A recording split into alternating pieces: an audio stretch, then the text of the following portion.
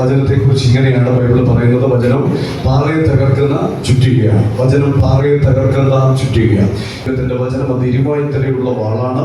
അത് ഏത് വാളിനേക്കാളും മൂർച്ചയേറിയതാണ്. ആത്മാവിനെയും സന്ധിമജ്ജകളെ വരെ വേർപിടിവിക്കും വരെ തുളച്ചു ചെല്ലുന്നതുമാണ്. ദൈവത്തിന്റെ വചനത്തിന് മാത്രമേ നമ്മുടെ ജീവിതത്തിൽ എന്തെങ്കിലുമൊക്കെ ചെയ്യുവാനായിട്ട് സാധിക്കത്തുള്ളൂ. അതുകൊണ്ട് ദൈവത്തിന്റെ വചനത്തെ നാം മുറുകെ പിടിക്കുക. ദൈവവചനത്തിന് ആധാരമായിട്ട്, ദൈവവചനത്തിന് കീഴ്പ്പെട്ട്, ദൈവവചനത്തിന് അടിസ്ഥാനപ്പെട്ട് ജീവിക്കാനായിട്ട് ഞാൻ നിങ്ങളെ പിന്നെയും ആഹ്വാനം ചെയ്യുക. ഇന്ന് ഏത് ഭാഗത്തെക്കുറിച്ച് സംസാരിക്കണം എന്നുള്ളതിനെ കുറിച്ച് കഴിഞ്ഞ 2 ദിവസം ഇങ്ങനെ ചിന്തിച്ചപ്പോൾ ഒരു സബ്ജക്റ്റ് എനിക്ക് തന്നു. പക്ഷെ അതിനെ ഞാൻ എക്സ്പ്ലനേഷൻ തരുന്നില്ല. യോഹന്നാൻ 14:14 നിങ്ങൾ എൻ്റെ നാമത്തിൽ എന്നോട് അപേക്ഷിക്കുന്നതൊക്കെയും ഞാൻ നിങ്ങൾക്ക് ചെയ്തു തരും. അപ്പം ദൈവത്തിന്റെ വചനത്തിനകത്തെ ഓരോ കാര്യങ്ങളും, ഓരോ മർമ്മങ്ങളും അത് നമ്മൾ ഏറ്റെടുക്കുമ്പോൾ അത് നമ്മുടെ ജീവിതത്തിൽ അത്ഭുതമായി മാറും. ചെയ്തു തരും എന്നുള്ള ആ ഒരു പദത്തെ, ആ പദത്തിന്റെ അടിയിൽ നിങ്ങൾ സ്കെച്ച് കൊണ്ട് വല്ലതും ഒന്ന് മാർക്ക് ചെയ്യുന്നെങ്കിൽ അത് എപ്പോഴും നന്നായിരിക്കും.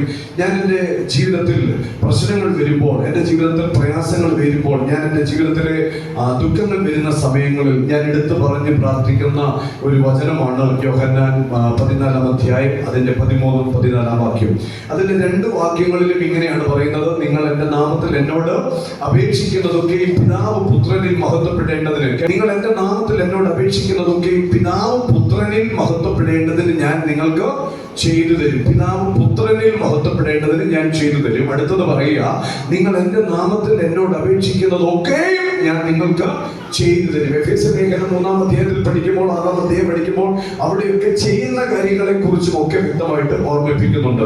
എഫേസ്യ ലേഖനം 1, 2, 3-ാം അധ്യായത്തിൽ നമ്മൾ പഠിക്കുമ്പോൾ ദൈവം ചെയ്ത ഉപകാരങ്ങളെ കുറിച്ച് എല്ലാം പറയുകയും അതിനുശേഷം നമ്മൾ ചെയ്യേണ്ട കാര്യങ്ങളെ കുറിച്ചും ഒക്കെ ഈ 6-ാം അധ്യായത്തിനകത്ത് നിലനിൽക്കുന്നുണ്ട്. അതുകൊണ്ട് ദൈവത്തിന്റെ വചനം പഠിക്കാൻ, ഗ്രഹിക്കാൻ, മനസ്സിലാക്കാൻ, ദൈവവചനത്തിന്റെ അടിസ്ഥാനത്തിൽ ജീവിക്കാനായിട്ട് ഈ കാലഘട്ടങ്ങളിൽ തയ്യാറാണ്. ഞാൻ ചിന്തിക്കുന്നു 2026 ദൈവം ദാനം തരുന്നെങ്കിൽ ദൈവസഭ വചന അടിസ്ഥാനത്തിൽ തന്നെ മുമ്പോട്ട് പോകണം. ജനങ്ങൾ, പ്രത്യേകിച്ച് നമ്മുടെ കൊച്ചു കുഞ്ഞുങ്ങൾ ഉൾപ്പെടെ ദൈവവചനത്തെ മുറുകെ പിടിച്ച്, വചനത്തെ അനുസരിച്ച്, വചനത്തിന് വില കൊടുത്ത് മുമ്പോട്ട് പോകുന്ന ഒരു കൂട്ടായ്മയായി മാറണമെന്ന് ഞാൻ ഹൃദയമായിട്ട് ആഗ്രഹിക്കുന്നു. ദൈവം നമ്മളെ എല്ലാവരെയും അനുഗ്രഹിക്കട്ടെ. ദൈവം ആരാണ് എന്നുള്ള ഒരു സബ്ജക്റ്റിനെ ബേസ് ചെയ്തുകൊണ്ട് ഞാൻ ചില കാര്യങ്ങൾ വേഗം നിങ്ങളുടെ മുൻപിൽ അവതരിപ്പിക്കുകയാണ്. അതിന് ആധാരമായിട്ട് എബ്രായ ലേഖനം 3-ാം അധ്യായം അതിന്റെ 2-ാമത്തെ വാക്യം. ചില വാക്യങ്ങൾ ഉള്ളത് കൊണ്ട് ഒത്തിരി വിശദീകരണത്തിന് ഞാൻ കൊണ്ടു നിൽക്കുന്നില്ല, മറിച്ച് ആ വാക്യങ്ങൾ വേഗം ഒന്ന് പറഞ്ഞ് 2026 ചുവട് വയ്ക്കുന്നതിന് മുൻപ് നല്ല തീരുമാനത്തോട് പോകുവാൻ ഞാൻ നിങ്ങളെ ആഹ്വാനം ചെയ്യുകയാണ്. ഇവിടെ എബ്രായ ലേഖനം 3-ാം അധ്യായം അതിന്റെ 2-ാമത്തെ വാക്യം, ഹീബ്രു ചാപ്റ്റർ 3:2, അത് വായിക്കാമോ? എബ്രായ ലേഖനം 3-ാം അധ്യായം അതിന്റെ 2-ാമത്തെ വാക്യം. മോശ ദൈവഭവനത്തിലൊക്കെയും വിശ്വസ്തനായിരുന്നതുപോലെ യേശുവും തന്നെ നിയമിച്ചാക്കിയവന് വിശ്വസ്തനായിരുന്നു. ഹല്ലേലൂയ. ഇവിടെ കഴിഞ്ഞ ദിവസം ഇതിന്റെ എക്സ്പ്ലനേഷൻ വളരെ ഭംഗിയായിട്ട് ഞങ്ങൾ ഗൂഗിൾ മീറ്റിൽ കേട്ട് കഴിഞ്ഞതാണ്. എങ്കിലും ഒരു പ്രാവശ്യം കൂടെ ഓർമ്മിപ്പിക്കുക. മോശ ദൈവഭവനത്തിലൊക്കെയും എന്ന് പറഞ്ഞാൽ പിതാവായ ദൈവത്തിന്റെ വാക്കിനെ അനുസരിച്ച് കീഴ്പ്പെട്ട് ദൈവത്തിന് വേണ്ടി നിന്ന ഒരു മനുഷ്യനാണ് മോശ. ഇവിടെ മോശ ദൈവത്തിന് വിശ്വസ്തനായിരുന്നതുപോലെ എന്ന് പറഞ്ഞാൽ അങ്ങനെയല്ല, അതിനേക്കാൾ എന്ന് പറയുന്നതാണ് കുറച്ചൊരു ഉത്തമം. അതിനേക്കാൾ യേശുവും തന്നെ നിയമിച്ചാക്കിയവന് താൻ ആരായിരുന്നു? വിശ്വസ്തനായിരുന്നു. കരമുയർത്തി ദൈവത്തെ ഒന്ന് മഹത്വപ്പെടുത്താമോ? ഉറങ്ങാതിരിക്കാൻ വേണ്ടി ഞാൻ കഴിഞ്ഞ ദിവസം അജി ആന്റണിയോട് ഞാൻ ഇങ്ങനെ ചോദിച്ചു, ഇടയ്ക്കിടയ്ക്ക് നിങ്ങൾ ഈ ഹല്ലേലൂയ പറയിപ്പിക്കുന്നത് ചോദിച്ചാൽ പറയുന്നത് എന്നോട് പറഞ്ഞു തന്നത് ഇതാണ്: ഉറങ്ങാതിരിക്കാൻ വേണ്ടി, ഒന്ന് ശ്രദ്ധിക്കാൻ വേണ്ടിയാണെന്നാണ് പുള്ളി എന്നോട് പറഞ്ഞു തന്നത്. എന്നാലും ഞാനും ഇടയ്ക്ക് അറിയാതെ അങ്ങ് പറഞ്ഞു പോകും. കൂടെ നിൽക്കുക, സഹകരിക്കുക, ദൈവം അനുഗ്രഹിക്കട്ടെ. ഇവിടെ യേശുവും തന്നെ നിയമിച്ചാക്കിയവന്, യേശുവിന് ഭൂമിയിലേക്ക് വരേണ്ട യാതൊരു കാര്യവുമില്ല. കാരണം യേശു ദൈവമാണ്. ഫിലിപ്പിയ ലേഖനം 2-ാം അധ്യായത്തിൽ പറയുന്നത് അവൻ ദൈവമായിരിക്കെ ദൈവത്തോടുള്ള സമത്വം മുറുകെ പിടിച്ചു കൊള്ളണമെന്ന് വിചാരിക്കാതെ. അതിന്റെ അർത്ഥം പിതാവായ ദൈവവും പുത്രനായ ദൈവവും പരിശുദ്ധാത്മാവായ ദൈവവും ഇവര് 3 സ്വർഗത്തിൽ തുല്യ അവകാശത്തോടു കൂടി, എല്ലാ സൗകര്യങ്ങളോടും കൂടി, എല്ലാ അടിസ്ഥാനപരമായ രീതിയിലും അവരൊന്ന് ഒന്നിച്ച് ഒരു യൂണിറ്റിൽ അവരായിരിക്കുക. പക്ഷേ ദൈവത്തിന്റെ ഹൃദയത്തിനകത്തെ പെയിൻ എന്ന് പറയുന്നത് ലോകത്തിൽ തന്റെ സാദൃശ്യത്തിൽ സ്വരൂപത്തിൽ സൃഷ്ടിച്ച ലോകത്തിലെ ജനം, മനുഷ്യര് പാപത്തിന് അടിമപ്പെട്ട്, പാപത്തിന് വിധേയപ്പെട്ട്, തേജസ് നഷ്ടപ്പെട്ട് ഈ ഭൂമിയിൽ ആയിരിക്കുന്നത് കണ്ടപ്പോൾ ദൈവത്തിന്റെ ഹൃദയത്തെ അത് വളരെയധികം വേദനിപ്പിച്ചു. അങ്ങനെ ദൈവത്തിന്റെ രാജ്യത്തിലേക്ക് നഷ്ടപ്പെട്ട, തേജസ് നഷ്ടപ്പെട്ട, പാപത്തിന് അധീനനായി തീർന്ന മനുഷ്യനെ വല്ല വിധേനയിൽ എത്തിക്കുക എന്നുള്ള പിതാവായ ദൈവത്തിന്റെ ആഗ്രഹപ്രകാരം താൻ കൊണ്ടുവന്ന പല പദ്ധതികളും പരാജയപ്പെട്ടെന്ന് പറഞ്ഞാൽ താൻ ചെയ്ത കാര്യങ്ങളൊന്നും സക്സസ് ആകാതെ വന്നപ്പോൾ റിക്വസ്റ്റ് ചെയ്യുക, പുത്രനായ യേശുവിനെ താൻ ഭൂമിയിലേക്ക് അയക്കുക. അങ്ങനെ പിതാവിന്റെ ഇഷ്ടം ലോകത്തിലെ സകല മാനവകുലത്തെയും രക്ഷിക്കുക എന്നുള്ള പിതാവിന്റെ ഏക ലക്ഷ്യത്തിന് വേണ്ടി പുത്രനായ യേശുവിനെ താണ ഭൂമിയിലേക്ക് അയക്കുകയാണ്. ഇവിടെ പുത്രനായ യേശുവിനെ സകല സുഖ സൗകര്യങ്ങളും അനുഭവിച്ചുകൊണ്ടിരുന്ന യേശു കർത്താവിനെ കേട്ടറിയാച്ച് ഈ ഭൂമിയിലേക്ക് പിതാവായ ദൈവം അയക്കുക. ദൈവം അയക്കാൻ, പിതാവായ ദൈവം യേശു ക്രിസ്തുവിനെ ഭൂമിയിലേക്ക് അയക്കാൻ തീരുമാനിച്ചപ്പോൾ ആ തീരുമാനത്തിൽ യേശു കർത്താവ് വിശ്വസ്തനായിരുന്നു എന്ന് പറഞ്ഞാൽ താൻ ആ ഒരു കാര്യത്തിൽ പിതാവിന്റെ കൂടെ നിന്നു. എന്നെ ഭൂമിയിലേക്ക് അയക്കുന്നെങ്കിൽ I am surrender with you, ഞാൻ എന്നെ തന്നെ സമർപ്പിക്കുന്നു, ഞാൻ പോകാൻ തയ്യാറാ എന്ന് പറഞ്ഞാൽ പിതാവിന്റെ ഹൃദയത്തിലെ തീരുമാനത്തിന് യേശു കർത്താവ് വിശ്വസ്തനായിരുന്നു. ഹല്ലേലൂയ. ഈ ഭൂമിയിൽ യേശു ജനിക്കുകയാണ്. 33.5 വയസ്സ് വരെയും യേശു കർത്താവ് ഈ ഭൂമിയിൽ ജീവിച്ചു. ഏകദേശം 13 വയസ്സ് വരെയുള്ള യേശു കർത്താവിന്റെ മനുഷ്യനായുള്ള തിരുപ്പിറവിയിൽ വിദ്യാഭ്യാസ കാലയളവ് യേശു പൂർത്തിയാക്കി. 14 വയസ്സ് മുതൽ ഏകദേശം 30 വയസ്സ് വരെയുള്ള തന്റെ ആരോഗ്യം ഈ ഭൂമിയിൽ വളർത്തപ്പിനായി യോസഫിനെ സഹായിപ്പാൻ ഉപജീവന മാർഗത്തിന് വേണ്ടി തന്നെ ഏൽപ്പിച്ചു കൊടുത്ത് യോസഫിന്റെ കൂടെ നടന്ന കാലഘട്ടം. അതിനുശേഷം 3.5 വർഷക്കാലം തന്നെ ഈ ഭൂമിയിലേക്ക് നിയമിച്ചാക്കിയ സർവശക്തനായ ദൈവത്തിന്റെ വിശ്വസ്തത പുലർത്തിക്കൊണ്ട് യേശു മാനവകുലത്തിന് വേണ്ടി പിതാവായ ദൈവത്തെ കുറിച്ചും ദൈവത്തിന്റെ രാജ്യത്തെ കുറിച്ചും പ്രസംഗിച്ചു. രാജ്യത്തിലേക്ക് താനൊരു ചൂണ്ടുവരയായി നിൽക്കുകയും താനും ദൈവമാണെന്ന് ഈ ഭൂമിയിൽ അത്ഭുതങ്ങളാലും അടയാളങ്ങളാലും തെളിയിക്കുകയും ചെയ്തതിനു ശേഷം ലോകജനത്തിന്റെ പാപത്തിന്റെ പരിഹാരത്തിന് വേണ്ടി യേശു കർത്താവ് 200 റാത്തൽ തൂക്കമുള്ള പച്ചപ്പൈമര കുരിശിൽ ഈ 9 ഇഞ്ച് നീളമുള്ള ഉരുക്കണിയാൽ തറയ്ക്കപ്പെടുവാൻ താൻ തന്നെ ഏൽപ്പിച്ചു കൊടുത്തു. ഞാൻ ഇങ്ങനെ ചിന്തിക്കുകയായിരുന്നു, എബഥി എന്ന് പറയുന്ന കൽത്തളത്തിൽ വെച്ച് യേശു കർത്താവ് ശിക്ഷിക്കപ്പെടുമ്പോൾ, ഈ കുരിശുമായി ഗോൽഗോഥയിലേക്ക് കയറി പോകുമ്പോൾ, ചാട്ടുവാറിന്റെ അടി ശരീരത്തിൽ ഏറ്റുവാങ്ങുമ്പോൾ, വിഷമുൾ കിരീടം ശിരസിൽ തറയ്ക്കുന്ന സമയത്ത്, വിലാപ്പുറം കുത്തി തുളയ്ക്കുന്ന സമയത്ത് യേശു കർത്താവ് ഒരു അക്ഷരവും മിണ്ടാതിരുന്നതിന്റെ പിന്നിൽ ഒരു രഹസ്യമുണ്ടായിരുന്നു. മോശ ദൈവ ഭവനത്തിലൊക്കെയും വിശ്വസ്തനായിരുന്നത് പോലെ യേശുവും തന്നെ നിയമിച്ചാക്കിയവന്റെ മുൻപിൽ താൻ വിശ്വസ്തനായിരുന്നു. ഹല്ലേലൂയ. പ്രശ്നം വരുമ്പോൾ തോറ്റോടി പോകുന്ന, കുറ്റം പറഞ്ഞു നടക്കുന്ന, അസൂയപ്പെട്ട് നടക്കുന്ന സ്വഭാവമല്ല യേശു കർത്താവിന്റെ സ്വഭാവം. യേശു കർത്താവിന്റെ സ്വഭാവം തന്നെ നിയമിച്ചാക്കിയവന് താൻ വിശ്വസ്തനായിരുന്നു. എത്ര പേർക്ക് ദൈവത്തെ മഹത്വപ്പെടുത്താൻ പറ്റും? പക്ഷേ ഓർക്കണം, വിശ്വസ്തത ദൈവത്തോടാണ്. ആര് വിളിക്കുന്നു, ആര് വിളിക്കുന്നില്ല, ആര് വരുന്നു പോകുന്നു എന്നുള്ളതല്ല, തന്നെ നിയമിച്ചാക്കിയവനോട് നാം എത്രമാത്രം വിശ്വസ്തത പുലർത്തുന്നു എന്നുള്ളതാണ് നമ്മുടെ കാര്യം. ഹല്ലേലൂയ.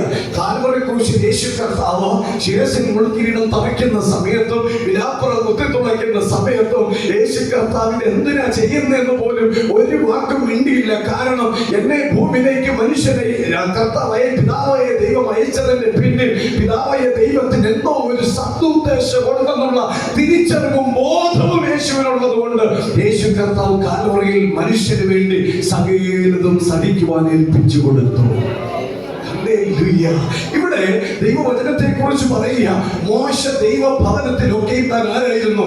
വിശ്വസ്തനായിരുന്നു. അതുപോലെ യേശു ക്രിസ്തുവും തന്നെ നിയമിച്ചാക്കിയ പിതാവായ ദൈവത്തിന്റെ മുൻപിൽ താൻ വിശ്വസ്തനായിരുന്നു. ഒന്നാമത്തെ കാര്യം, ദൈവത്തിന്റെ മുൻപിൽ നാം ആരായിരിക്കണം? ഓർക്കെന്ന് പറഞ്ഞേ, നന്നായിട്ടൊന്ന് പറഞ്ഞേ. 2026 ഈ വിശ്വസ്തത നമ്മൾ കാത്തു സൂക്ഷിക്കുന്നവരായിരിക്കണം. ലോറി കിട്ടുവോ, കാറ് കിട്ടുവോ, അതൊന്നുമല്ല നമ്മുടെ വിഷയം. നമ്മുടെ വിഷയം ദൈവത്തിന്റെ മുൻപിൽ ഞാൻ വിശ്വസ്തനാണോ? ഹല്ലേലൂയ. ദൈവം അനുഗ്രഹിക്കട്ടെ. 1 കൊരിന്ത്യർ ലേഖനം 1-ാം അധ്യായം അതിന്റെ 9-ാമത്തെ വാക്യം ഒന്ന് വായിക്കുമ്പോൾ ബൈബിൾ മറിച്ച് പെട്ടെന്ന് എടുത്ത് വായിക്കുന്നവര് വായിച്ച് സഹായിച്ചേ പറ്റത്തുള്ളൂ. 1 കൊരിന്ത്യർ ലേഖനം 1-ാം അധ്യായം ഞാൻ വേഗം അവസാനിപ്പിക്കാം. 9-ാമത്തെ വാക്യം 1 കൊരിന്ത്യർ 1:9. തന്റെ പുത്രനും നമ്മുടെ കർത്താവുമായ യേശു ക്രിസ്തുവിന്റെ കൂട്ടായ്മയിലേക്ക് നിങ്ങളെ വിളിച്ചിരിക്കുന്ന ദൈവം ആരാണ്? അപ്പൊ ഈ കൂട്ടായ്മയിലേക്ക് വിളിച്ചത് നാട്ടുകാരല്ല, ഈ കൂട്ടായ്മയിലേക്ക് വിളിച്ചത് ദൈവദാസനല്ല, ഈ കൂട്ടായ്മയിൽ കൊണ്ടുവന്നത് സർവശക്തനായ ദൈവമാണ്. ഹല്ലേലൂയ. എത്ര പേര് ആ കാര്യം ഓർക്കുന്നു, ഓർമ്മിപ്പിക്കുന്നു? ഒന്നുകൂടെ വായിച്ചേ, ആ ഭാഗം ഒന്ന് വായിച്ചേ. തന്റെ പുത്രനും ഇങ്ങോട്ട് ഇറങ്ങി വരാൻ പറഞ്ഞപ്പോഴേ ദൈവത്തോടുള്ള സമത്വം മുറുകെ പിടിക്കാതെ പിതാവായ ദൈവത്തിന്റെ അരികിൽ നിന്ന് പുത്രൻ തമ്പുരാൻ എവിടെ വന്നു? താഴ്ന്ന ഭൂമിയിലേക്ക് ഇറങ്ങി വന്നു. ഈ പുത്രനും നമ്മുടെ കർത്താവുമായ യേശു ക്രിസ്തുവിന്റെ ഈ സ്പിരിച്വൽ കൂട്ടായ്മയിലേക്ക്, ഈ ആത്മിക കൂട്ടായ്മയിലേക്ക് വിളിച്ചവനായ ദൈവം അവൻ വിശ്വസ്തനാണ്. ഹല്ലേലൂയ. വിളിച്ച ദൈവം വിശ്വസ്തനല്ലോ. എന്റെ പിച്ചിച്ചര ഹയ്യ പാടാതിരിക്കാനും പറ്റത്തില്ല. എന്ത് ചെയ്യും? നമ്മുടെ ദൈവം വിളിച്ച ദൈവം ആരാണ്? ഉറക്കെ ഒന്ന് പറഞ്ഞേ. അടുത്തിരിക്കുന്നവരുടെ ചെവി പൊട്ടട്ടെ ഒന്ന് പറഞ്ഞു, എന്റെ ദൈവം എനിക്ക് വിശ്വസ്തനാണ്. ഹല്ലേലൂയ. മാനിക്കാമെന്ന് പറഞ്ഞത് തമ്പുരാനാണ്. സ്വർഗത്തിലെ അപ്പൻ പറഞ്ഞിട്ടുണ്ടെങ്കിൽ അതിന് മാറ്റമില്ല. ദൈവം മാനിച്ചിരിക്കും, ദൈവം അനുഗ്രഹിച്ചിരിക്കും. ദൈവത്തിന്റെ മുൻപിൽ നാം വിശ്വസ്തരായിരിക്കണം. ഇവിടെ ദൈവത്തിന്റെ വചനം നമ്മളെ കൊരിന്ത്യർ ലേഖനത്തിൽ ഓർമ്മിപ്പിക്കുക. പൗലോസ് തന്റെ പുത്രന് നമ്മുടെ കർത്താവുമായ യേശു ക്രിസ്തുവിന്റെ കൂട്ടായ്മയിലേക്ക് എന്നെയും നിങ്ങളെ വിളിച്ചിരിക്കുന്ന ദൈവം ആരാണെന്നറിയാമോ? അവന്റെ പേരാ. ഇവിടെ ഓരോരുത്തർ പറഞ്ഞപ്പോൾ എടുത്തെടുത്ത് പറഞ്ഞു, എന്റെ ദൈവം എനിക്ക് വിശ്വസ്തനാ. എന്റെ കുടുംബത്തിൽ, എന്റെ കുഞ്ഞുങ്ങളിൽ, എന്റെ തലമുറയിൽ, എന്റെ സൗഖ്യത്തിൽ എന്റെ യേശു എനിക്ക് വിശ്വസ്തനാ. നമ്മുടെ ദൈവം ആരാണ്? ഉറക്കെന്ന് പറഞ്ഞേ. 2 തീമോഥെയോസിന്റെ ലേഖനം 2-ാം അധ്യായം അതിന്റെ 13-ാമത്തെ വാക്യം കുറിച്ചിടുന്നെങ്കിൽ കുറിച്ചിട്ടോ. ഇതൊരു പ്രസംഗ വിഷയമായി മറ്റെവിടെയെങ്കിലും പോയി ആണെങ്കിലും നിങ്ങൾക്ക് ശുശ്രൂഷിക്കാം. 2 തീമോഥെയോസിന്റെ ലേഖനം 2-ാം അധ്യായം അതിന്റെ 13-ാമത്തെ വാക്യം വായിച്ചാട്ടെ.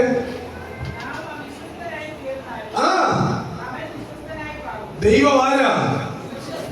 ഇവിടെ പറയാം, നാം അവിശ്വസ്തരായി തീർന്നാൽ അങ്ങനെ ആകരുത്. പറഞ്ഞേ, അങ്ങനെ ആകരുതെന്ന് പറഞ്ഞേ. ഒന്ന് പറഞ്ഞു കൊടുത്തേ. അങ്ങോട്ടിങ്ങോട്ട് നോക്കിയിട്ടൊന്ന് പറഞ്ഞു കൊടുത്തേ. അങ്ങനെ ആകരുതെന്നൊന്ന് പറ. അവിശ്വസ്തനാകരുതേ. എന്നാലും ഇവിടെ ദൈവം പറയുന്നത് എന്താണെന്നറിയാമോ? അവൻ വിശ്വസ്തനായിട്ട് നമുക്ക് വേണ്ടി ജീവിക്കുന്നു. എന്നിട്ട് അടുത്ത പറയുക, തന്റെ സ്വഭാവം ത്യജിപ്പാൻ. ഏത് സ്വഭാവം? വിശ്വസ്തൻ എന്നുള്ള സ്വഭാവം ത്യജിക്കുവാൻ യേശു കർത്താവിന് പറ്റത്തില്ല. വിശ്വസ്തൻ എന്നുള്ള പദവി വിടാൻ നമ്മുടെ പിതാവായ ദൈവത്തിന് കഴിയത്തില്ല. നമ്മുടെ ദൈവം വിശ്വസ്തനായ ദൈവം തന്നെയാണ്. ഹല്ലേലൂയ. എത്ര പേർക്ക് കരം ഉയർത്തി ദൈവത്തെ മഹത്വപ്പെടുത്താൻ പറ്റും? നമ്മുടെ ദൈവം വിശ്വസ്തനായ ദൈവം തന്നെ. എബ്രായർ ലേഖനം 10:23 10:23 വേഗം ഒന്ന് ശ്രദ്ധിക്കാം. എബ്രായർ 10:23. ഹല്ലേലൂയ. പ്രത്യാശയുടെ സ്വീകാര്യം നാം മുറുകെ പിടിച്ചുകൊള്ളുക. എന്താ പ്രത്യാശയുടെ സ്വീകാര്യം? നിത്യത അല്ലേ? പറഞ്ഞേ, നമ്മുടെ പ്രത്യാശ എന്താ? ഇവിടെ വല്ലതും കിട്ടുന്നതാണ്. ഇവിടെ ദൈവം തരത്തിലെന്നൊന്നും പറഞ്ഞില്ല, ഇവിടെ തരും. അതല്ലേ മത്തായിയുടെ സുവിശേഷത്തിൽ കർത്താവ് പഠിപ്പിക്കുന്നത്? മുൻപേ അവന്റെ രാജ്യവും, ആ വാക്യം അറിയാവുന്നവരെന്ന് പറഞ്ഞേ, രാജ്യവും നീതിയും അന്വേഷിപ്പീൻ. പ്രയോറിറ്റി ദൈവത്തിന്റെ രാജ്യവും ദൈവത്തിന്റെ നീതിയും അല്ലേ? ഒന്ന് സ്വർഗരാജ്യത്തെ കുറിച്ചുള്ള അറിവും പിതാവായ ദൈവം പുത്രനിലൂടെ നമുക്ക് ചെയ്ത നീതിയെ കുറിച്ചുമുള്ള വ്യക്തമായ അറിവ് നമ്മളെ ഭരിച്ചാൽ മതി. പുറകേക്ക് വരും. ഹല്ലേലൂയ. അതല്ലേ സങ്കീർത്തനം പറഞ്ഞു, നന്മയും കരുണയും നിന്റെ ആയുഷ്കാലം ഒക്കെയും നിന്നെ എന്ത് ചെയ്യും? നമ്മെ ഓരോരുത്തരെയും പിന്തുടരും. അതിന്റെ പുറകെ നമ്മൾ പോകണ്ട, അത് നമ്മുടെ പുറകെ വരുന്ന കാര്യമാണ്. ഹല്ലേലൂയ. ഇവിടെ വചനം പറയുക, പ്രത്യാശയുടെ സ്വീകാര്യം നാം മുറുകെ പിടിച്ചുകൊള്ളുക. വാഗ്ദത്തം ചെയ്ത ദൈവം ആരാണ്? 2026 വാഗ്ദത്തങ്ങൾ ജനിക്കുന്ന ദിവസങ്ങളാണ്. എത്ര പേര് വിശ്വസിക്കുന്നുണ്ട്? ഹല്ലേലൂയ.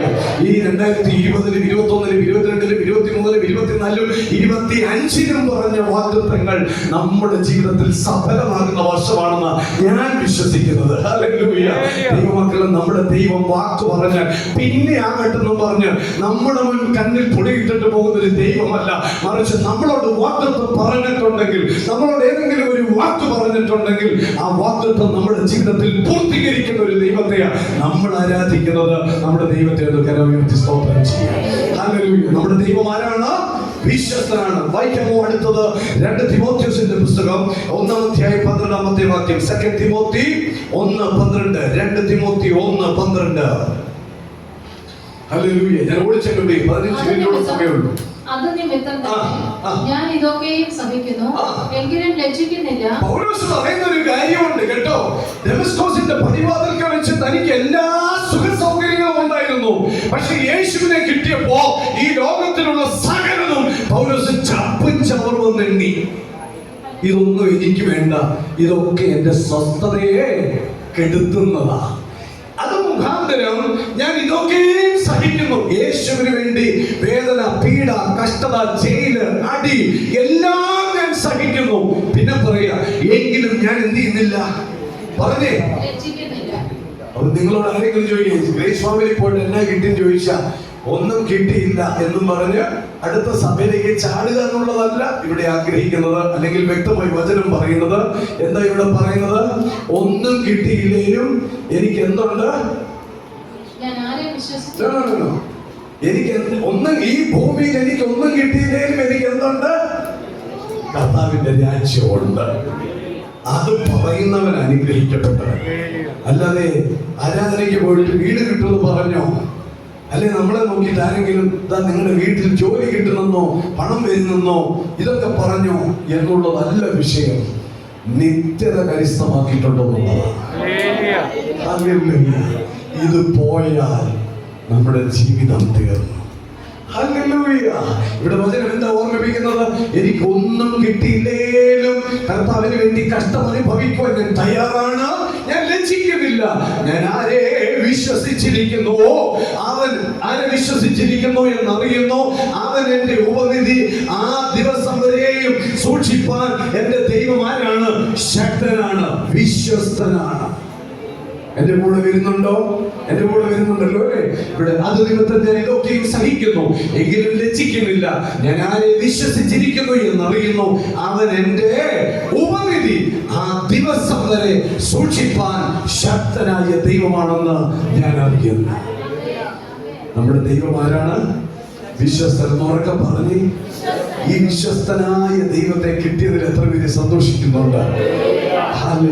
ഞാൻ പറയാം, ഒരു പ്രയാസം, ഒരു വേദന നമ്മുടെ ജീവിതത്തിൽ എവിടെയെങ്കിലും തളം കിട്ടിയാൽ, ഒരു മനുഷ്യനും നമ്മുടെ ജീവിതത്തിൽ സഹായിക്കാനായിട്ട് കൈ നീട്ടിയില്ലെങ്കിലും ദൈവത്തിന്റെ കരം കുറുകി പോകത്തില്ല. 100% ഡെഫിനറ്റ്ലി ഞാൻ നിങ്ങളോട് പറയാം, ആണയിട്ട് ഞാൻ പറയാം, കർത്താവിന്റെ കരം മാറിപ്പോകത്തില്ല. തന്നെ സ്നേഹിക്കുന്ന തന്റെ ഭക്തന്മാർക്ക് വേണ്ടി കരം നീട്ടുവാൻ ദൈവത്തിന്റെ കരം ഉണ്ടാകും. 100% ഉണ്ടാകും. ഹല്ലേലൂയ.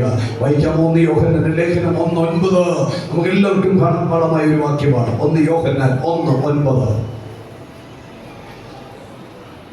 നമ്മുടെ പാപങ്ങളെ ഏറ്റുപറയുന്നുവെങ്കിൽ അവൻ നമ്മോട് പാപങ്ങളെ ക്ഷമിച്ച്, നമ്മുടെ പാപങ്ങളെ ഏറ്റുപറയുന്നെങ്കിൽ, കേട്ടോണേ, 2026 ദൈവം തരികയാണെങ്കിൽ പാപോ ശാപോ യാതൊരു ദൈവഹിതമല്ലാത്ത സ്വഭാവോ ഒന്നും വെച്ചോണ്ട് എന്ത് ചെയ്തേക്കരുത്? ഇനിയെങ്കിലും കയറിയേക്കരുത്. ഒരു പുതിയ മനുഷ്യനായിട്ട് കയറുക. നിങ്ങളുടെ പാപങ്ങളെ, അല്ലെ, നമ്മുടെ പാപങ്ങളെ ഏറ്റുപറയുന്നുവെങ്കിൽ അവൻ നമ്മോട് പാപങ്ങളെ ക്ഷമിച്ച് സകല അനീതിയും പോക്കി നമ്മെ ശുദ്ധീകരിപ്പാൻ നമ്മുടെ ആത്മാവിലും സത്യത്തിലും ആരാധിക്കുന്ന ദൈവം ആരാണ്? അവൻ വിശ്വസ്തനാകുന്നു. നമ്മൾ അവിശ്വസക്കേട് കാണിച്ചിട്ട് തെറ്റായ കാര്യങ്ങളിൽ പോയി കഴിഞ്ഞിട്ട് സഭയും ദേവദാസം വരെയും കുറ്റം പറഞ്ഞിട്ട് എന്താ കാര്യം? അല്ലേ? എന്തെങ്കിലും കാര്യമുണ്ടോ? ദൈവത്തിന്റെ വചനം തിമോഥെയോസിന്റെ ലേഖനത്തിൽ പഠിപ്പിക്കുന്നത്, ദൈവത്തിന്റെ വചനം അത് ഉപദേശത്തിനും ശാസനത്തിനും ഗുണീകരണത്തിനും അത് നീതിയിലെ അഭ്യാസത്തിനും. ഇവൻ മാനസാന്തരപ്പെട്ട് മടങ്ങി വന്നില്ലെങ്കിൽ പോട്ടെ. പിടികിട്ടുന്നുണ്ടോ? പിന്നെ ഒരു 1000 സഭയെ കൂടെ കയറി ഇറങ്ങിയാൽ കാര്യം നടക്കും. സൂക്ഷിക്കണം. ഞാനത് പറഞ്ഞു പോയതാ. നമ്മുടെ ദൈവമാരാണ്. ഭാവം തിരുത്താൻ പറ്റുമെങ്കിൽ എന്ത് ചെയ്തോണം? തിരുത്തിക്കോണം. ഏറ്റു പറയാൻ പറ്റുമെങ്കിൽ എന്ത് ചെയ്യണം? ഏറ്റു പറയണം. ക്ഷമ വേണോ? ഏറ്റു പറ. ക്ഷമിപ്പാൻ നമ്മുടെ ദൈവം ആരാണ്? വിശ്വസ്തൻ മാത്രമല്ല, അവൻ നീതിമാൻ. ഉറപ്പിക്കാമോ? എന്റെ ദൈവം എനിക്ക് വിശ്വസ്തനാണ്, എന്റെ ദൈവം എനിക്ക് നീതിമാനാണ്. ഹല്ലേലൂയ. 1 തെസ്സലോനിക്കർ ലേഖനം 5-ാം അധ്യായം 23-24 വാക്യം. 1 തെസ്സലോനിക്കർ ലേഖനം 5-ാം അധ്യായം 23-24 വാക്യങ്ങൾ ഒന്ന് വായിക്കാമോ? സമാധാനത്തിന്റെ ദൈവം തന്നെ നിങ്ങളെ മുഴുവനും ശുദ്ധീകരിക്കുമാറാകട്ടെ. ആര് ശുദ്ധീകരിക്കട്ടെ? സമാധാനത്തിന്റെ ദൈവം. ദൈവം നമ്മളെ ശുദ്ധീകരിക്കുന്നത്. സമാധാനത്തിന്റെ ദൈവം നിങ്ങളെ മുഴുവനും ശുദ്ധീകരിക്കട്ടെ. അടുത്തത്, നിങ്ങളുടെ ആത്മാവും പ്രാണനും ദേഹവും അശേഷം നമ്മുടെ കർത്താവായ യേശുക്രിസ്തുവിന്റെ പ്രത്യക്ഷതയിൽ അനിത്യമായി വെളിപ്പെടുമെന്ന് കാക്കപ്പെടുമാറാകട്ടെ. സൂക്ഷിക്കപ്പെടട്ടെ. അടുത്തത്, നിങ്ങളെ വിളിക്കുന്ന ദൈവമാരാണ്? ഹല്ലേലൂയ. നമ്മളെ വിളിച്ചിരിക്കുന്ന ദൈവമാരാണ്? ഹല്ലേലൂയ. എന്റെ ദൈവം എനിക്ക് വിശ്വസ്തനാണ്. ഈ ദൈവത്തിന് നമ്മളിൽ എത്ര പേര് വിശ്വസ്തത പുലർത്തുന്നുണ്ട്? ഹല്ലേലൂയ. ദൈവം വിശ്വസ്തനാണോ? പറഞ്ഞു കഴിഞ്ഞു, വചനത്തിൽ തെളിയിച്ചു കഴിഞ്ഞു. ഈ ദൈവം ആരാണ്? ഹല്ലേലൂയ. ഇപ്പൊ സങ്കീർത്തനത്തിൽ ആരും ഒരാള് രാജേഷാന്ന് തോന്നുന്നു, അല്ല സരിത ഷെയർ ചെയ്തപ്പോൾ 91:4 എന്താ പറഞ്ഞത്? സങ്കീർത്തനം 91:4 വാക്യം. തൂവൽ കൊണ്ട് നിന്നെ മറയ്ക്കും, പിന്നെ അവന്റെ ചെറുകിൻ കീഴിൽ നീ ശരണം പ്രാപിക്കും. അവന്റെ വിശ്വസ്തത നമുക്കാരാ? നമ്മുടെ വിശ്വസ്തതയെ കുറിച്ചല്ല ഇവിടെ പറയുന്നത്. ദൈവത്തിന്റെ വിശ്വസ്തത നമുക്ക് സുരക്ഷിതമാണ്. ഒരു ശത്രുവിന്റെ പ്രതിസന്ധികളിലും നാം പെട്ടുപോകാതെ നമ്മെ സ്നേഹിക്കുവാൻ, നമ്മെ കരുതുവാൻ, നമ്മളെ പ്രൊട്ടക്ട് ചെയ്യുവാൻ ദൈവത്തിന്റെ വിശ്വസ്തത നമ്മുടെ മേലുണ്ടെന്നുള്ളത്. ഹല്ലേലൂയ. ഇവിടെ എന്താ വചനം പറയുന്നത്? നിങ്ങളെ വിളിക്കുന്ന ദൈവം ആരാകുന്നു? അവൻ വിശ്വസ്തനാകുന്നു. അവനത് നമ്മൾ ഇതുവരെയും കേട്ടത് ആരെയും കുറിച്ചാ?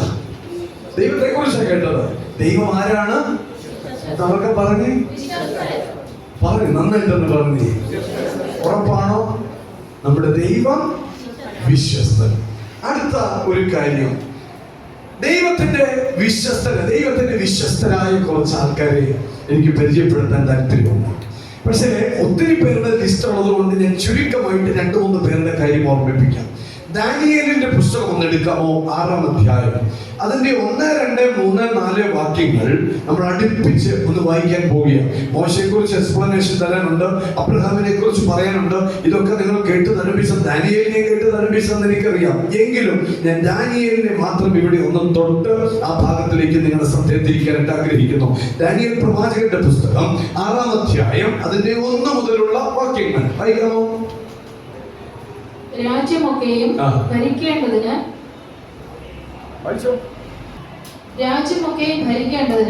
രാജ്യത്തിന്മേൽ 120 പ്രധാന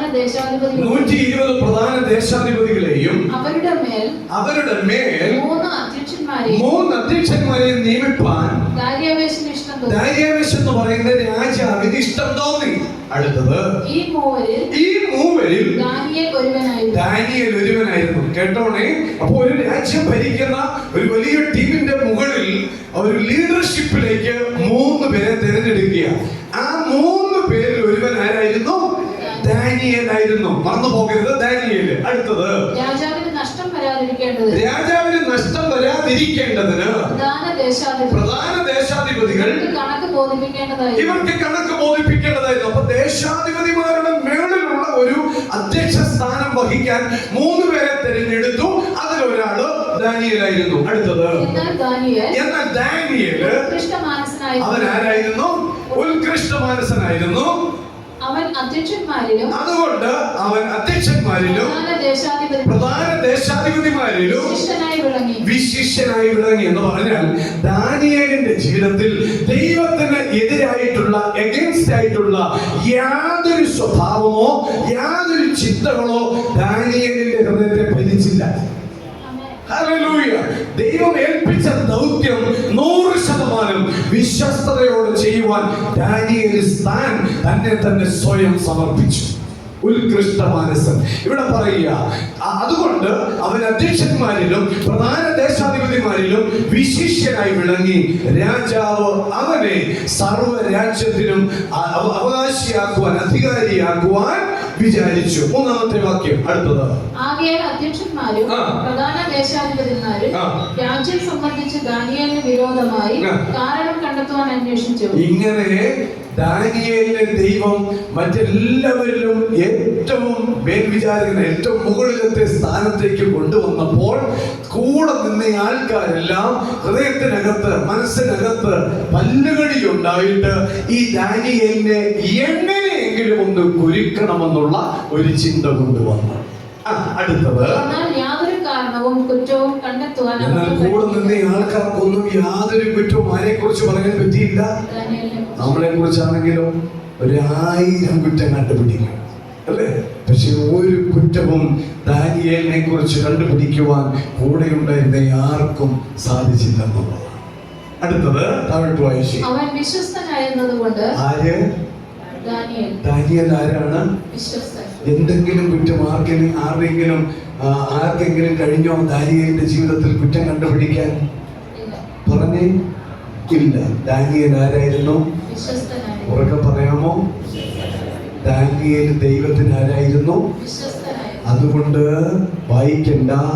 ദാനിയേലിനെ പൂട്ടാൻ സിംഹത്തിന്റെ ഗുഹയ്ക്കകത്ത് കൊണ്ടുപോയി. ദാനിയേലിനെ ഇട്ടപ്പോഴും ദാനിയേലിനെ കണ്ട് ചിരിച്ചതല്ല. എന്റെ ഭാഷ കേട്ടോ, ബൈബിളിലില്ല. ദാനിയേലിനെ കണ്ട് ചിരിച്ചെന്ന് വേണമെങ്കിൽ ഒരു സല്യൂട്ടൂടെ കൊടുത്തതല്ലാതെ ഈ അലറുന്ന സിംഹത്തിന് കഴിഞ്ഞില്ല. കാരണം ദൈവത്തിന്റെ മുൻപിൽ വിശ്വസ്തത പാലിക്കുന്നവരെ മാനിക്കാൻ കഴിയുന്ന ഒരു ദൈവം ഇന്നും ജീവിക്കുന്നുണ്ട്. ഹല്ലേലൂയ. നമ്മുടെ ജീവിതത്തിലെ പ്രതിസന്ധികൾക്കകത്തു നിന്നും പ്രതികൂലത്തിനകത്തു നിന്നും റിലീസ് ചെയ്യുവാൻ ഒറ്റ മാർഗമേ ഉള്ളൂ. ദൈവത്തിന്റെ സന്നിധിയിൽ നാം ആരായിരിക്കണം? വിശ്വസ്തരായിരിക്കണം. ദാനിയേല് ദൈവത്തിന്റെ സന്നിധിയിൽ അവൻ ആരായിരുന്നു? വിശ്വസ്തനായിരുന്നു. ദാനിയേലിന്റെ ജീവിതത്തിൽ സംഭവിച്ച പ്രതിസന്ധികളെ കുറിച്ച് നമുക്കറിയാം, അല്ലേ? ദാനിയേലിനെ പിടിച്ച് എവിടെ ഇട്ടത്? സിംഹത്തിന്റെ ഗുഹയിലിട്ടു, അല്ലേ? ദാനിയേൽ രാജാവ് സിംഹത്തിന്റെ ഗുഹയ്ക്കകത്ത് ദാനിയേലിനെ ഇട്ട് ഈ ഗുഹ കല്ലുകൊണ്ട് അടച്ചു. രാജാവിന് ഇരിക്കപ്പുറതിയില്ല. വെളുപ്പിനെ കൊട്ടാരത്തിൽ ഇറങ്ങി സിംഹത്തിന്റെ ഗുഹയുടെ വാതിക്കെ വന്നിട്ട് ദാനിയേൽ രാജാവ് വിളിച്ചു ചോദിക്കുന്ന ഒരു ചോദ്യം എന്റെ ഹൃദയത്തെ തൊട്ട ഒരു ഭാഗമാ. ദാനിയേലേ, എങ്ങനെയാ വിളിച്ചത്? ചുമ്മാ ദാനിയേലെന്നല്ല. എങ്ങനെയാ? ജീവനുള്ള ദൈവത്തിന്റെ ദാസനായ ദാനിയേലേ. എല്ലാരും പറഞ്ഞു കാണും, ഒരുപക്ഷെ കേട്ടോ, ബൈബിളിൽ ഇല്ല എന്നാണ് ഞാൻ പറയാം. എല്ലാരും പറഞ്ഞു കാണും അവനിപ്പോ എല്ലി കഷ്ണമായിട്ട് കൊട്ടയ്ക്കകത്തും ഇങ്ങനെ കൂട്ടി ഇരിക്കുകയായിരിക്കും എന്നാണ് വിചാരിച്ചത്. പക്ഷെ അകത്തുനിന്നൊരു ശബ്ദം, രാജാവ് ദീർഘായുസ്സോടെ ഇരിക്കട്ടെ. പ്രതികൂലത്തിന്റെ നടുവിൽ സുഖമായി കിടന്ന് ഉറങ്ങിയ ഒരു മനുഷ്യരുണ്ടെങ്കിൽ അത് ദാനിയേല. കാരണം ദാനിയേൽ ദൈവത്തിന്റെ മുൻപിൽ വിശ്വസ്തനായിരുന്നു. ദാനിയേൽ വിശ്വസ്തനായിരുന്നു. തിമോഥെയോസിന്റെ ലേഖനത്തിന് വേഗം ഒന്ന് വായിക്കാം. തിമോഥെയോസിനെ കുറിച്ച് ഓക്കെ ഞാൻ ആ ഭാഗം എഴുതുന്നില്ല, ഒത്തിരി എക്സ്പ്ലനേഷൻ ഉണ്ട്. യേശുവിനെ കുറിച്ച് പറയും. എബ്രായ ലേഖനം 3-ാം അധ്യായം അതിന്റെ 6-ാമത്തെ വാക്യം ഒന്ന് വായിക്കാമോ മോനെ? എബ്രായ ലേഖനം നമ്മൾ 3:2 വായിച്ചു, 3:6 ഒന്ന് വായിക്കാമോ? 3-ാം അധ്യായം ഹീബ്രു ചാപ്റ്റർ 3:6. ക്രിസ്തുവോ അവന്റെ ഭവനത്തിന് അധികാരിയായ പുത്രനായിട്ട് തന്നെ. അടുത്തത് പ്രത്യാശയുടെ ധൈര്യവും പ്രശംസയും നാം അവസാനത്തോളം മുറുകെ പിടിച്ചുകൊണ്ടാൽ നാം തന്നെ അവന്റെ ഭവനമാകുന്നു. ഇവിടെ പറയുന്നൊരു കാര്യം, ദൈവം വിശ്വസ്തനാണ്. യേശു കർത്താവ് ദൈവ ഭവനത്തിൽ വിശ്വസ്തനാണെന്ന് ഈ വ്യക്തമായി ഈ ഭാഗങ്ങൾ. അതിന്റെ 5-ാമത്തെ വാക്യം കൂടെ ഒന്ന് പുറകോട്ടിട്ടുണ്ട് പോലെ. 5-ാമത്തെ വാക്യം കൂടെ, അവന്റെ ഭവനത്തിലൊക്കെയും മോശ വിശ്വസ്തനായിരുന്നത് അരുളി ചെയ്യുവാൻ ഇരുന്നതിന് സാക്ഷ്യം പറയുന്ന ഭൃത്യനായിട്ടത്രേ. ദൈവം അനുഗ്രഹിക്കട്ടെ. യേശു കർത്താവ് തന്നെ നിയമിച്ചാക്കിയവൻ ആരായിരുന്നു എന്ന് പറഞ്ഞത്? വിശ്വസ്തനായിരുന്നു. അപ്പം ഒത്തിരി വ്യക്തികളുടെ പേര്, ഈ അബ്രഹാമുണ്ട്, നമുക്കിവിടെ യോസഫിനെ കുറിച്ച് ചരിത്രം പറയാനുണ്ട്, തിമോഥെയോസിനെ കുറിച്ച് വരെയും താൻ വിശ്വസ്തനായിരുന്നു എന്ന് ബൈബിൾ പ്രൂഫ് ചെയ്യുന്നുണ്ട്. യേശുവും അതുപോലെ പിതാവായ ദൈവത്തിന് വിശ്വസ്തനായിരുന്നു എന്ന് നമ്മളെ പഠിപ്പിക്കുന്നു. ഇനി ഞാൻ നിങ്ങളിലേക്ക് വരാം. ഇവിടെ നാം വിശ്വസ്തരായിരുന്നാൽ എന്താണ് സംഭവിക്കുന്നത്? ഒന്ന്, പിതാവായ ദൈവം നമുക്ക് ആരായിരുന്നു? വിശ്വസ്തരായിരുന്നു. നമ്മൾ പഠിച്ചു കഴിഞ്ഞു. 2, പിതാവിന്റെ സന്നിധിയിൽ പല ഭക്തന്മാരും വിശ്വസ്തതയോടെ ദൈവത്തെ സേവിച്ചു. അവരുടെ ജീവിതത്തെ എല്ലാം ദൈവം അനുഗ്രഹിച്ചു. അതിനൊരു എക്സാമ്പിൾ ദാനിയേലിനെ കുറിച്ച് പറഞ്ഞു. ഇവിടെ സദൃശ്യവാക്യം 28-ാം അധ്യായം അതിന്റെ 20-ാമത്തെ വാക്യം. സദൃശ്യവാക്യം 28:20. വിശ്വസ്ത പുരുഷൻ അനുഗ്രഹ സമ്പൂർണ്ണൻ. വിശ്വസ്തനാണെങ്കിൽ അവൻ ആരായിരിക്കും? അനുഗ്രഹ സമ്പൂർണ്ണൻ. രണ്ടുപേർക്ക് കൈ കൊടുത്തിട്ട് പറഞ്ഞ്, വിശ്വസ്തനായിരുന്നാൽ ദൈവം അനുഗ്രഹിക്കും എന്ന് പറഞ്ഞു കേട്ടോ. വിശ്വസ്തത പാലിച്ചാൽ നമ്മൾ എന്ത് ചെയ്യും? ഉറക്കം മാറിയല്ലോ അല്ലേ? അനുഗ്രഹം എന്നുള്ള പദം വന്നപ്പോ തന്നെ ഒന്ന് എഴുന്നേറ്റ് ഉഷാറായി. അപ്പൊ അനുഗ്രഹിക്കപ്പെടണമെങ്കിൽ എന്നാ പിടിച്ചോന്ന് പറഞ്ഞാൽ അനുഗ്രഹിക്കപ്പെടുമോ? നമ്മൾ പലപ്പോഴും ചോദിക്കും, എനിക്ക് എന്നാ കിട്ടും, എന്നിട്ട് ഞാൻ എന്ത് ചെയ്യും? അത് അറിഞ്ഞിട്ട് ആരെങ്കിലും ജോലിക്ക് വിളിക്കുകയാണെങ്കിൽ അങ്ങനെയല്ലേ, എന്ത് തരും എന്നാൽ ഞാൻ പോകാം, അല്ലേ? ദൈവം വിശ്വസ്തനാണെങ്കിൽ നമുക്ക് പ്രതിഫലം തരുവാൻ ഈ കർത്താവിൽ കൂടി മതിയാണ്.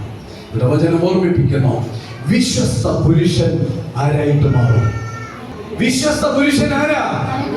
അനുഗ്രഹിക്കപ്പെടും. ഹല്ലേലൂയ. വിശ്വസ്ത പുരുഷൻ അനുഗ്രഹിക്കപ്പെടുമെന്ന് ദൈവത്തിന്റെ വചനം ഇന്ന് പറയുന്നെങ്കിൽ 100% ഉറപ്പാ. വിശ്വസ്തന്മാരെ തമ്പുരാൻ മാനിച്ചിരിക്കും. ഭൗതികമായും ആത്മീയമായും ഒക്കെ ദൈവം അനുഗ്രഹിച്ചിരിക്കും. മാത്യു 25-ാം അധ്യായത്തിലേക്ക് ഒന്ന് വരാം. മത്തായി എഴുതിയ സുവിശേഷം 25-ാം അധ്യായം 14 മുതൽ 21 വരെയുള്ള വാക്യങ്ങളിലേക്ക് വേഗം നമ്മുടെ ശ്രദ്ധയെ ഒന്ന് കൊണ്ടുവരാം. വൈഷന്റെ മത്തായി 25-ാം അധ്യായം അതിന്റെ 14 മുതൽ താഴേക്ക്.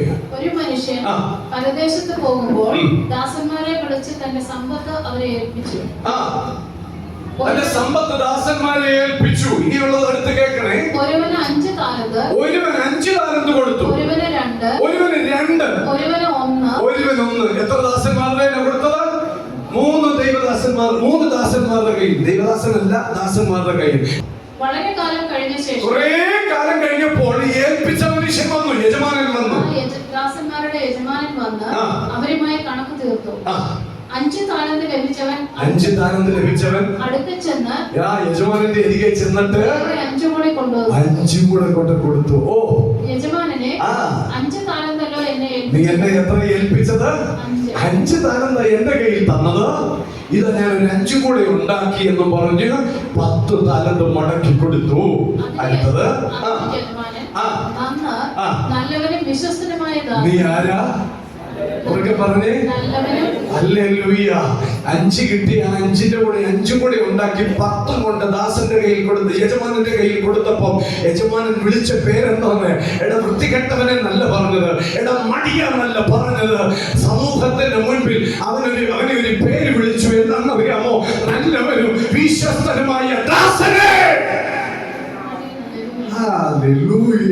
കേട്ട വിളിച്ച വിളി, നല്ലവനും വിശ്വസ്തനുമായ ദാസനെ. അടുത്തത് താഴോട്ട്. നീ എവിടെയാ വിശ്വസ്തത കാണിച്ചത്? ഒരു അമ്മച്ചി 2 രൂപ പോക്കറ്റിലിട്ടുണ്ട് സഭയെ വന്നു. സ്വന്തം കഴിച്ച പാത്രം വന്നപ്പോഴത്തേക്ക് തിരിച്ചു പോകാനുള്ള 1 രൂപ വണ്ടിക്കൂലി പോക്കറ്റിലിടാതെ നടന്നാണേലും പോകുമെന്ന് പറഞ്ഞു അമ്മച്ചി 2 താലന്ത് ഈ ബാഗിനകത്തൊട്ടിട്ടപ്പം സഭയുടെ ഉടമസ്ഥൻ എന്തിനെന്നറിയാമോ? ആ തുറന്ന കണ്ണുള്ള ദൈവം ഈ അമ്മച്ചിയുടെ 2 കാശ് കണ്ടെന്നുള്ളതാണ്.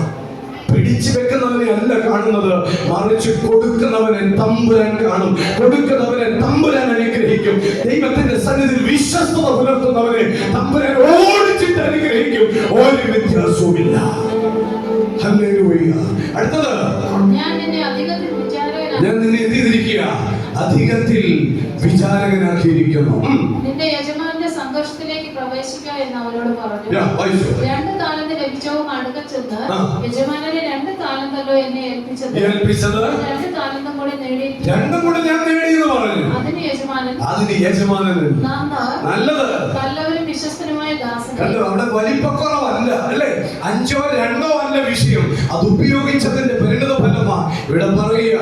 പൈസേ, ഞാൻ നിന്നെ അധികത്തിൽ നല്ലവരും വിശ്വസ്തനുമായ ദാസനെ ഞാനും നിന്നെ എന്ത് ചെയ്യാ? അധികത്തിൽ വിചാരകനാക്കുകയാണ്. ദൈവമക്കളെ, ഞാനും നിങ്ങളും ദൈവത്തിന്റെ മുൻപിൽ കണക്ക് ബോധിപ്പിക്കേണ്ടവരാ. വിശ്വസ്തരായിരിക്കാൻ ദൈവം നിങ്ങളെ ആഹ്വാനം ചെയ്യുക. വിശ്വസ്തത പുലർത്തുന്നവനെ ദൈവം മാനിക്കും. ഹല്ലേലൂയ. ഇവിടെ വചനം പറയാ, നല്ലവനും വിശ്വസ്തനുമായ ദാസനെ. ദൈവം സകലത്തിലും വിശ്വസ്തനായിരിക്കുന്നു എങ്കിൽ ദൈവത്തെ ഇന്നലകളിൽ വിശ്വസിച്ച പിതാക്കന്മാര് ദൈവസന്നിധിയിൽ വിശ്വസ്തത കാത്തു പുലർത്തിയതുപോലെ ഈ കാലഘട്ടത്തിൽ ദൈവത്തെ സ്നേഹിക്കുന്ന, ദൈവത്തിൽ വിശ്വസിക്കുന്ന ദൈവത്തിന്റെ മക്കളെ നമ്മുടെ ജീവിതത്തിൽ കൂടപ്പുറപ്പാക്കി വിശ്വസ്തതയെ നമുക്ക് ചേർത്ത് പിടിക്കാം. ദൈവത്തിന്റെ സന്നിധിയിലുള്ള വിശ്വസ്തതയെ നമുക്കൊന്ന് ചേർത്ത് പിടിക്കാം. ദൈവം നമ്മളെ അനുഗ്രഹിക്കട്ടെ. അവസാനത്തെ ഒരു വാക്യം കൂടെ, 1 കൊരിന്ത്യർ ലേഖനം 4:2. 1 കൊരിന്ത്യർ ലേഖനം 4-ാം അധ്യായം അതിന്റെ 2-ാമത്തെ വാക്യം കൂടെ നമുക്കൊന്ന് വായിക്കാം. അന്വേഷിക്കുന്നതോ അവർ വിശ്വസ്തരായിരിക്കണം എന്നത്രേ. ഗൃഹവിചാരകന്മാരിൽ അന്വേഷിക്കുന്നതോ അവരാരായിരിക്കണം? നമ്മുടെ എല്ലാവരും ദൈവം ഓരോ ശുശ്രൂഷ ഏൽപ്പിച്ചിട്ടുണ്ട്. ദൈവങ്ങളെ, നമ്മുടെ എല്ലാവരും ഓരോ കർമ്മങ്ങൾ ഏൽപ്പിച്ചിട്ടുണ്ട്. ഓരോ പ്രവർത്തനങ്ങൾ ദൈവം നമ്മളെ ഏൽപ്പിച്ചിട്ടുണ്ട്. ഏത് മേഖലയായിരുന്നാലും ഇതിനകത്ത് ഒരു കുടുംബത്തിന് അപ്പനുണ്ട്, കുടുംബത്തിലെ അമ്മമാരുണ്ട്, കുടുംബത്തിലെ മക്കളുണ്ട്. എല്ലാവർക്കും അവരുടേതായ ഉത്തരവാദിത്വം കുടുംബത്തിലുമുണ്ട്, ദൈവസഭയിലുമുണ്ട്. പക്ഷെ ദൈവസഭയിലാകട്ടെ കുടുംബത്തിലാകട്ടെ നമ്മളെ ഏൽപ്പിച്ച ഉത്തരവാദിത്വം വിശ്വസ്തയോടെ ദൈവത്തിന് വേണ്ടി ചെയ്യാൻ നാം തയ്യാറായിരിക്കണം. ഈ 2025 ഒരാൾ താൽവികമോ ഭൗതികമോ ഏതെങ്കിലും ഒരു നന്മ നമുക്ക് ലഭിക്കാതെ പോയെങ്കിൽ നാം നമ്മെ തന്നെ ചിന്തിക്കണം, ഞാൻ എൻ്റെ ദൈവത്തിന്റെ മുൻപിൽ വിശ്വസ്തനായിരുന്നു. ഇനി ഏതെങ്കിലും ഒരു ഭാഗപ്പിഴവോ ഈ കാലഘട്ടങ്ങളിൽ വന്നിരുന്നുവെങ്കിൽ നമുക്ക് തരാനിരിക്കുന്ന പുതുവർഷത്തിൽ അതുണ്ടാകാതിരിക്കുവാൻ ഒരു മനസ്സാന്തരം നമുക്കുണ്ടാകട്ടെ. വിശ്വസ്തത കാത്തു പുലർത്തുവാൻ, വിശ്വസ്തത നമ്മുടെ ജീവിതത്തിൽ നമ്മളെ പിന്തുടരുന്നതായിരിക്കുവാൻ, ദൈവത്തിന് വേണ്ടി, ദൈവസഭയ്ക്ക് വേണ്ടി നമ്മളെ ഏൽപ്പിച്ച ഉത്തരവാദിത്വങ്ങളിൽ, നമ്മളെ ഏൽപ്പിച്ചിരിക്കുന്ന സ്ഥാനങ്ങളിൽ, നാം ജോലി ചെയ്യുന്ന മേഖലകളിൽ നാം വിശ്വസ്തരായി മാറുവാൻ നമുക്കൊരു നിമിഷം നമ്മെ തന്നെ ഒന്ന് ഏൽപ്പിക്കാം. ദൈവം വിശ്വസ്തനാണെങ്കിൽ, ദൈവം തിരഞ്ഞെടുക്കപ്പെട്ട ദൈവത്തിന്റെ മക്കളെ നാമും ദൈവസന്നിധിയിൽ വിശ്വസ്തരായിരിക്കണം എന്നുള്ള ആഹ്വാനത്തോടുകൂടി ഞാൻ എൻ്റെ വചനത്തെ ഇവിടെ നിർത്തുന്നു. എല്ലാ കണ്ണുകളും ഒരു നിമിഷം അടച്ചാട്ടെ. Hallelujah, hallelujah. കാലങ്ങൾ മാറിപ്പോകും, ഈ കാണുന്നതെല്ലാം അഴിഞ്ഞു പോകും. പക്ഷേ നമ്മുടെ ദൈവം ഒരിക്കലും നമ്മെ വിട്ടു മാറത്തില്ല. യേശുവിന്റെ ദൈവത്തെ പോലെ വേറെ ഒരു ദൈവമില്ല. ആ വിശ്വസ്തനായ ദൈവത്തെ ഒന്ന് ചേർന്ന് ആരാധിക്കുവാൻ, ആ ദൈവത്തെ മഹത്വപ്പെടുത്തുവാൻ നമുക്കൊന്നിച്ച് നമ്മെ തന്നെ സമർപ്പിക്കാം. നമ്മുടെ ജീവിതത്തെ ഒന്ന് വിട്ടുകൊടുക്കാം. വർഷങ്ങൾ, ആണ്ടുകളെല്ലാം കഴിഞ്ഞു പോകും, കാലങ്ങളും കാലാന്തരങ്ങളും ഒക്കെ നമ്മളെ വിട്ടു പോകും. പക്ഷെ നമുക്കും ദൈവത്തോട് വിശ്വസ്തത പുലർത്തി കർത്താവിന്റെ സന്നിധിയിൽ നമുക്ക് നമ്മെ തന്നെ ഏൽപ്പിക്കാം. നമ്മുടെ ജീവിതത്തെ ഏൽപ്പിക്കാം, നമ്മുടെ ചിന്തകളെയും നിരൂപണങ്ങളെയും ഏൽപ്പിക്കാം. ഇന്നലകളിൽ നടത്തിയ, ഇന്നലകളിൽ നമ്മളെ കരുതിയ, ഇന്നലകളിൽ നമ്മളെ പുലർത്തിയ ദൈവത്തെ മഹത്വപ്പെടുത്തുവാൻ പിന്നെയും 2-3 നിമിഷം കൂടി നമുക്ക് വേർതിരിക്കാം. ദൈവം നമ്മളെ അനുഗ്രഹിക്കട്ടെ. ചേർന്ന് പാടി കർത്താവിനെ മഹത്വപ്പെടുത്താൻ. യേശുവിന്റെ ദൈവത്തെ പോലെ വേറൊരു ദൈവമില്ല.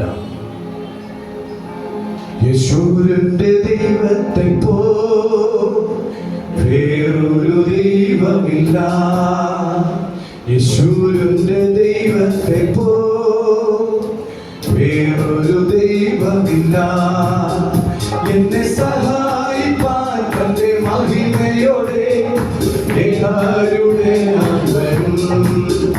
എന്നെ സഹായിപ്പാൻ തന്റെ മഹിമയോടെ എല്ലാവരുടെ അവൻ അൽഫാ ഒമേഗ അവൻ ആദ്യം അന്ത്യം അവൻ അൽഫാ ഒമേഗ തട്ടിക്കൊണ്ട് ചേർന്ന് പാടാം ഈശ്വരന്റെ ദൈവത്തെ പോ വേറൊരു ദൈവമില്ല ഈശ്വരന്റെ ദൈവത്തെ പോ വേറൊരു ദൈവമില്ല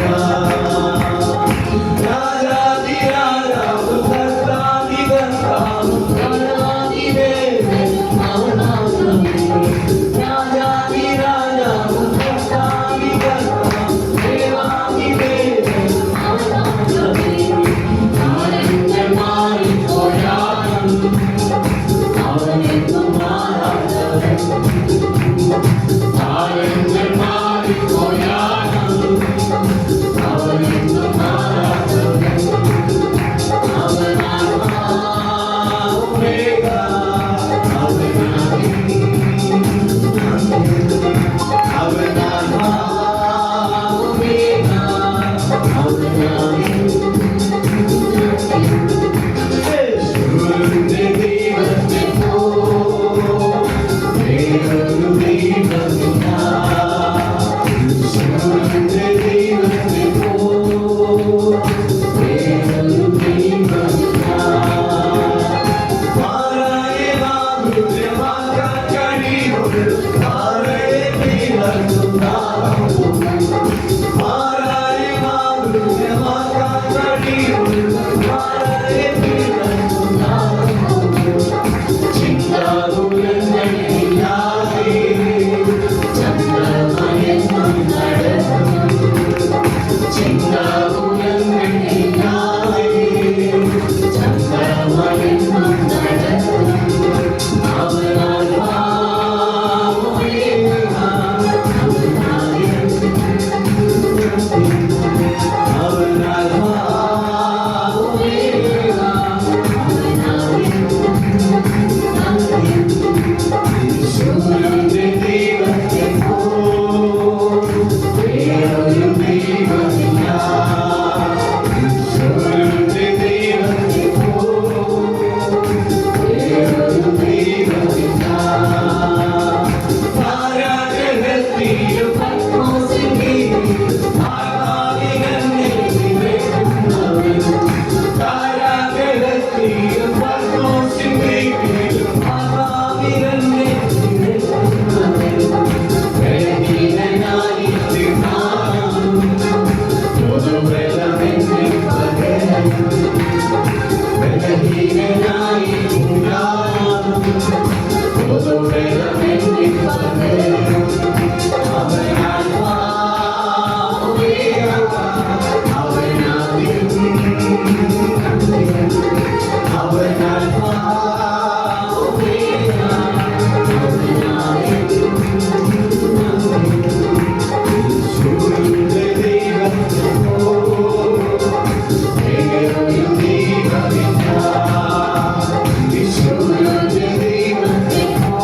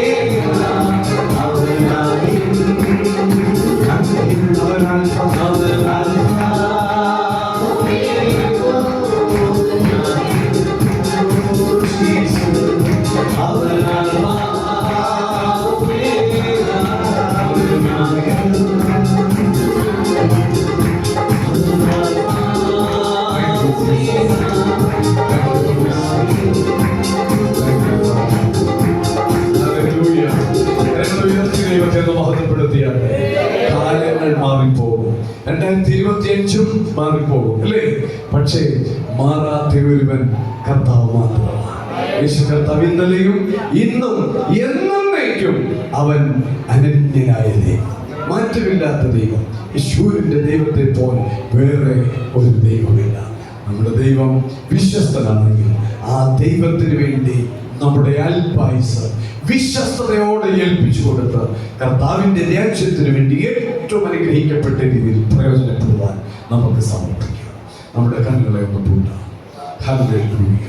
ആ വിശ്വസ്തതയെ നമുക്കൊന്ന് തിരിച്ചറിയാം. നമ്മുടെ വിശ്വസ്തത, അതിനകത്ത് കളങ്കമുണ്ടായിരുന്നു, കുറവുണ്ടായിരുന്നു, ഏറ്റക്കുറച്ചിലുകൾ ഉണ്ടായിരുന്നു. അതോ നമ്മുടെ ഞായറാഴ്ചത്തെ മീറ്റിംഗ് മാത്രമേ ഒരു വിശ്വസ്തതയായിട്ടുണ്ടായിരുന്നുള്ളൂ? നമ്മുടെ നടപ്പ്, നമ്മുടെ പ്രവൃത്തികൾ, ചെയ്തികൾ, നിരൂപണങ്ങൾ എല്ലാം നാം ഒന്ന് ചിന്തിക്കണം, നാം ഒന്ന് തിരിച്ചറിയണം. കർത്താവേ, എൻ്റെ പല അനുഗ്രഹങ്ങളുടെ തടസ്സം എൻ്റെ അവിശ്വസ്തതയായിരുന്നു. എൻ്റെ പല നന്മകളുടെയും നേട്ടങ്ങളുടെയും തടസ്സം എൻ്റെ വിശ്വസ്തതയുടെ കുറവായിരുന്നു. ഞാൻ ക്ഷമ ചോദിക്കുന്നു. കർത്താവേ, അങ്ങ് വിശ്വസ്തനായതുപോലെ അങ്ങയുടെ സന്നിധിയിൽ വിശ്വസ്തത പുലർത്തിക്കൊണ്ടു പോകുവാൻ എന്നെയും എൻ്റെ കുടുംബത്തെയും എൻ്റെ മക്കളെയും എൻ്റെ സഹോദരങ്ങളെയും തമ്പുരാനെ അങ്ങ് സഹായിക്കണം. പ്രാർത്ഥിക്കാം. സർവശക്തനും സർവാധികാരിയും സർവവ്യാപിയുമായ ഞങ്ങളുടെ നല്ല കർത്താവേ, അനുഗ്രഹിക്കപ്പെട്ട നല്ല ദിവസത്തിന് ഞങ്ങൾ നന്ദി പറയുക. കർത്താവേ, ഈ 2025 അവസാനത്തെ സഭായോഗത്തിലാണ് ഞങ്ങൾ ഇപ്പോൾ ആയിരിക്കുന്നത്.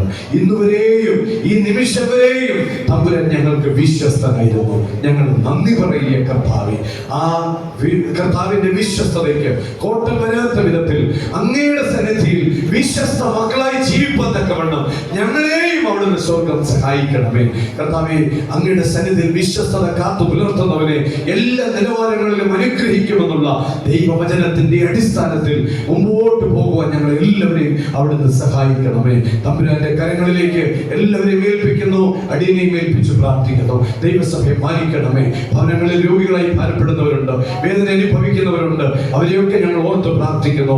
സഭായോഗത്തിന് വരാൻ സാധിക്കാത്ത വിധത്തിൽ ശാരീരികമായി ബുദ്ധിമുട്ട് അനുഭവിക്കുന്ന ഞങ്ങളുടെ മാതാപിതാക്കളുണ്ട്, അവരെയും ആയിരിക്കുന്നിടത്ത് സ്വർഗം സംരക്ഷിക്കണം. ഞങ്ങളുടെ സാമ്പത്തികപരമായ ഞെരുക്കങ്ങളിൽ നിന്നൊക്കെ ദൈവം ഞങ്ങൾക്ക് വിടുതൽ തരണം, രോഗത്തിൽ സൗഖ്യം തരണം, ക്ഷീണത്തിൽ ആരോഗ്യം ബലവും തരണമേ. ദൈവകരങ്ങളിലേക്ക് ഞങ്ങളെ സഫലമായി താഴ്ത്തി പ്രാർത്ഥിച്ച് ഫലമേൽപ്പിക്കുന്നു. ഞങ്ങളിപ്പോൾ നന്ദിയോടെ കർത്താവിനെ വണങ്ങി മടങ്ങുകയാണ്. അവിടുത്തെ കൃപ കൂടിയിരിക്കണം. പരിശുദ്ധാത്മാവ് ഇനിയും ഞങ്ങളെ മുമ്പോട്ട് നടത്തണം. പ്രത്യേകിച്ച് ഗ്രേസ് ഫാമിലി സഭ ഒരു അനുഗ്രഹമായിരിക്കട്ടെ. ഗ്രേസ് ഫാമിലി സമൂഹത്തെ ശുശ്രൂഷിക്കുന്ന ഒരു സഭയായി, ഒരു അന്ത്യോക്യ ചർച്ച ആയിട്ട് അനേക ഇടങ്ങളിൽ പോയി കർത്താവിനെ ഉയർത്തുന്ന സഭയായി മാറുവാൻ ഞങ്ങൾ യേശുവിന്റെ നാമത്തിൽ പ്രാർത്ഥിക്കുന്നു, പ്രഖ്യാപിക്കുന്നു. അങ്ങനെ സംഭവിക്കട്ടെ. കർത്താവെ, അങ്ങേൽപ്പിക്കുന്ന എല്ലാ ഉത്തരവാദിത്തങ്ങളും വിശ്വസ്തയോടെ ചെയ്യുവാൻ ഞങ്ങളെ ഇവിടുന്ന് പ്രാപ്തരും യോഗ്യരുമാക്കണമേ എന്ന് ഞങ്ങൾ പ്രാർത്ഥിക്കുന്നു. കർത്താവിനെ മാനിച്ചാൽ കർത്താവ് മാനിക്കുമെന്നുള്ള ഉറപ്പും ധൈര്യവും ഞങ്ങളുടെ ഉള്ളിൽ തന്നതിനായി സ്തോത്രം. ഞങ്ങൾ തിരിയുന്നു. തിരുസാന്നിധ്യം കൂടിയിരിക്കണം. ഇതുവരെയും നടത്തിയ ദൈവത്തിന് നന്ദി. ഇതുവരെയും ഞങ്ങളെ കരുതിയതിന് ഞങ്ങൾ നന്ദി പറയുന്നു. ഓരോ പടികളും ഞങ്ങളെ മുമ്പോട്ട് കയറ്റിക്കൊണ്ടിരിക്കുന്നതിനായി ആത്മീയമായും ഭൗതികമായും ദൈവവചനപ്രകാരവും ഒക്കെ ഞങ്ങളെ വളർത്തിക്കൊണ്ടിരിക്കുന്നതിന് ഞങ്ങൾ നന്ദി പറയുക. കർത്താവേ, വിശ്വസ്തത കാത്തു പുലർത്തുവാൻ ഞങ്ങളെ സഹായിക്കണം. അടുത്ത 2026 പുതിയ മനുഷ്യനായി, പുതിയ തീരുമാനത്തോടുകൂടി മുമ്പോട്ട് പോകാനായി ഞങ്ങൾ എല്ലാവരെയും കൂടെ ഒരുക്കണമേ, സഹായിക്കണം. ദൂരത്തും ചേരത്തുമായിരിക്കുന്ന ഞങ്ങളുടെ കുഞ്ഞുങ്ങളുണ്ട് കർത്താവേ, വിദേശങ്ങളിലായിരിക്കുന്ന ഞങ്ങളുടെ സഹോദരങ്ങളുണ്ട്, അവരെയൊക്കെ ഞങ്ങൾ ഓർത്ത് പ്രാർത്ഥിക്കണം. എല്ലാവരെയും തമ്പുരാൻ തന്റെ കരം കൊണ്ട് അനുഗ്രഹിക്കണം. തുടരണം. പ്രാർത്ഥന കേട്ട് ദൈവം അനുഗ്രഹിച്ചതായിട്ട് നന്ദി. മഹത്വം മുഴുവനും ഞങ്ങൾ കർത്താവിനെ കരയറ്റുന്നു, യേശുവിന്റെ മഹത്വമുള്ള നാമത്തിൽ തന്നെ.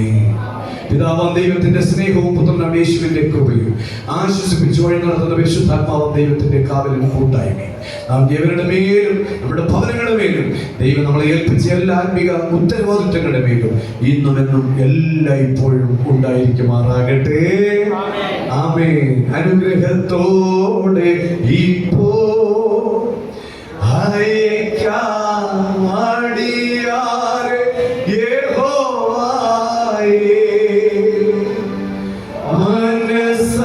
മനസ്സലിവുടയ മാവൂ